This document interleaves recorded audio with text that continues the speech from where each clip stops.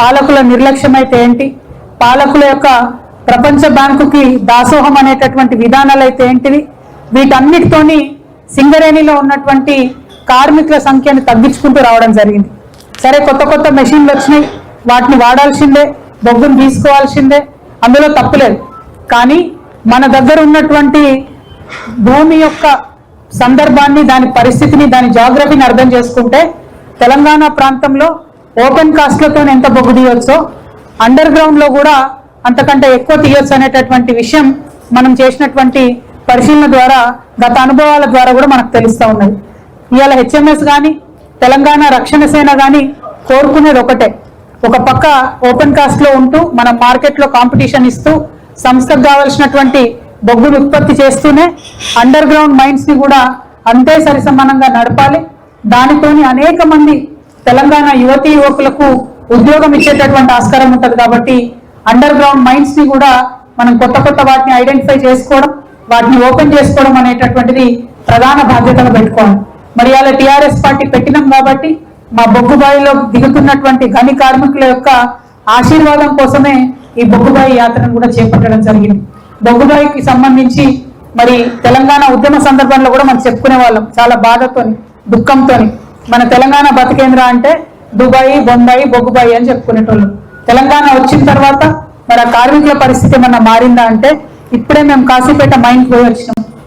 ఎక్కడ చూసినా మేనేజ్మెంట్ దౌర్జన్యాలు, ఎక్కడ చూసినా ఆనాడు బ్రిటిష్ కాలంలో ఎట్లయితే మన దేశం వాళ్ళను తక్కువ చేసి చూసిందో ఇవాళ కార్మికులను అదే తరహాగా మేనేజ్మెంట్ చూస్తుందంటే బాధ అనిపిస్తా ఉంది.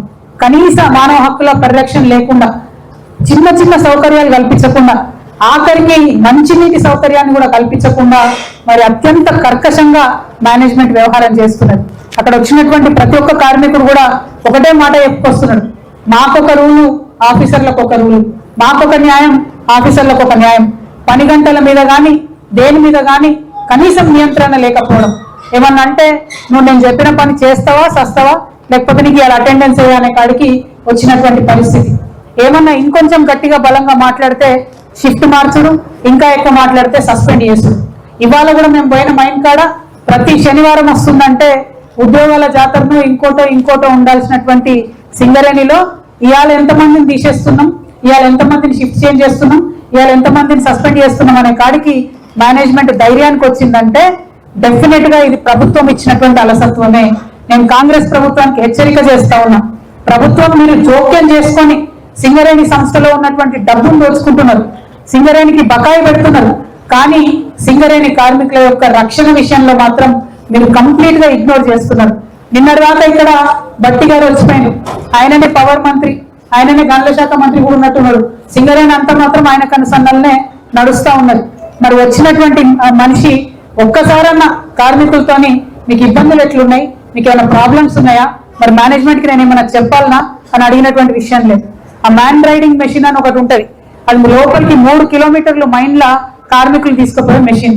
ఇవాళ మేము పోయి వచ్చినటువంటి కాశీపేటలో 300 మంది షిఫ్ట్కి కార్మికులు మైన్లకు దిగాలంటే కేవలం 70 సీట్లు ఉన్నాయి. ఆ 70 సీట్లు ఎన్నిసార్లు దిగుతాయి? 8:30 లోపల కార్మికులు లోపలికి పోవాలి, 8:30 లోపల దిగితేనే వాళ్ళకు మస్టర్ వేస్తారు, లేకపోతే వేయరు. అదే 8:30 కాగానే బంద్ చేస్తున్నారు. మరి పోనీ మేనేజ్మెంట్ కానీ ఇంకోరు వాడాలంటే ఎనీ టైం ఆన్ చేస్తున్నారు. ఇదెందుకు, ఇంత జులుము ఎందుకు? మీకు కరెంట్ అయితే ఫ్రీగానే ఉంటుంది కదా, కరెంట్ ఏం ఖర్చు కాదు కదా అదనంగా, ఎందుకోసం ఇట్లా చేస్తున్నారు? ఇంత సాడిస్టిక్ వ్యవహారం చేయడం ఎందుకు?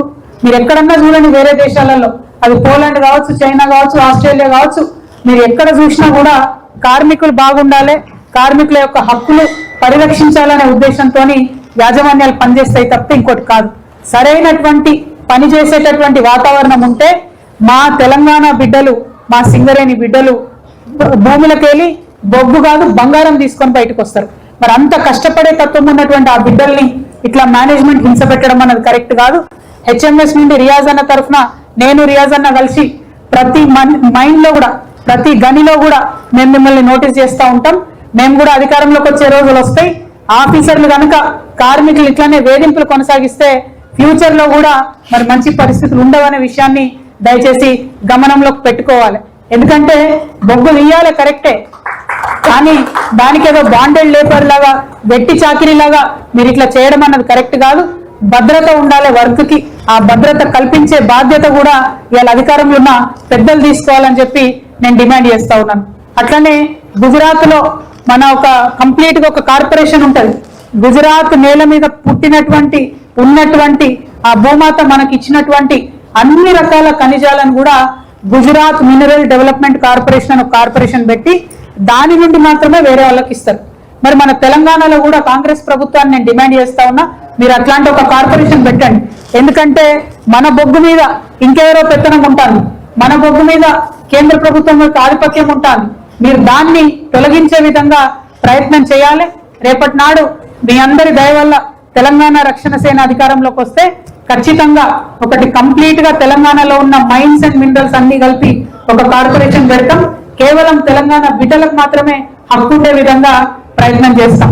అదే విధంగా మరి సింగరేణిలో మైన్ డెవలప్మెంట్ ఆపరేటర్ అని చెప్పి ఒక కొత్త విధానాన్ని తీసుకొచ్చి సంపూర్ణంగా సింగరేణినే పటిష్టం చేసుకొని సింగరేణి ఆధ్వర్యంలోనే ఓపెన్ కాస్ట్ నడిపించుకోవచ్చు, అండర్ గ్రౌండ్ నడిపించుకోవచ్చు, లేదంటే మొత్తానికి గుత్తబట్టి బ్లాకులు ఇచ్చేటటువంటి ఒక ప్రయత్నం మొదలైంది.